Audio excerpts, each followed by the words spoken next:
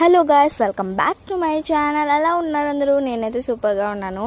నేనైతే మా అమ్మమ్మ ఊరు మాటేరు అయితే వచ్చాను. ఇది కొంచెం విలేజ్ లానే ఉంటుంది. అయితే ఇక్కడ ఫుల్ నేచర్ ఉంటుందన్నమాట. అమ్మమ్మ వాళ్ళ ఇంటికి చాలా రోజుల తర్వాత, చాలా సంవత్సరాల తర్వాత వచ్చాము మేమైతే. ఇక్కడైతే నేచర్ చాలా బాగుంది.